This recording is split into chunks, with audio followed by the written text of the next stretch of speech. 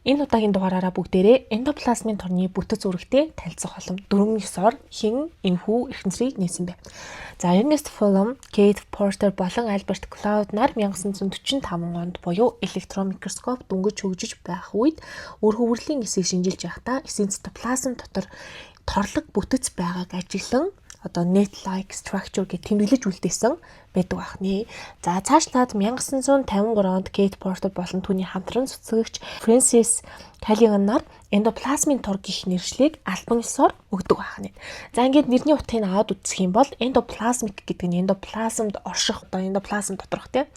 За reticulum гэдэг нь болохоор латинаар жижиг, сүлжээ, тор гэсэн утгатай нэршлиг бол өгчээ. За уг зурган дээр бол яг эндоплазмын торын электрон микроскопын зургийг шүүлсний булчиргаанд эсээс харсан зургийг бол оруулж өгсөн байна.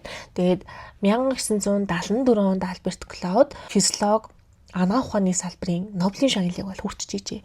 За яагаад уг шагналыг хүртсэн бэ гэхээр яг электрон микроскопоор маш олон эрхтэнцрүүдийн бүтэц үүрэг үйл ажиллагааг яг наривчлан судалж тогтоосон учраас Нобелийн шагнал хүртсэн байдаг байх нэ.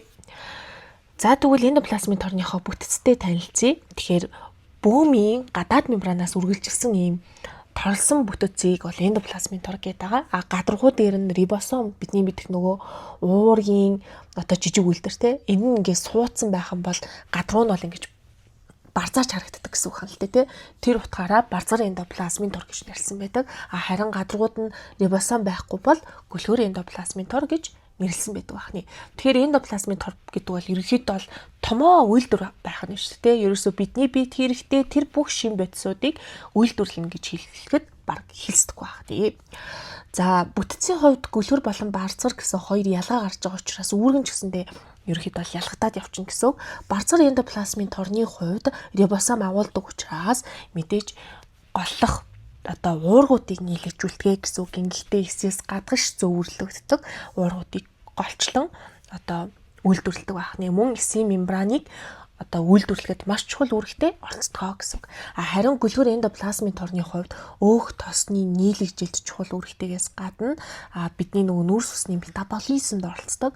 Мөн илэгний эсэд им болон хорт бодисыг хоргоожүүлэхэд тусалдаг гэхээр илэгний эсүүдэд эндоплазмын тор бусад эсүүдтэй харьцуулахад төлхөө байдаг ч юм уу иймэрхүү онцлогтой. Мөн дээрэс нь кальцийн ионыг хадгалах үүргийг гүйцэтгэдэг байна. За тэгээд дараагийн удаад бүгдээрээ Golgi аппаратын бүтцтэй бол танилцсан. Энэ хүртэл анхааралтай сонсон та бүхэндээ баярлалаа. Суугаад агаад дэмжээрэй. Баяр таа.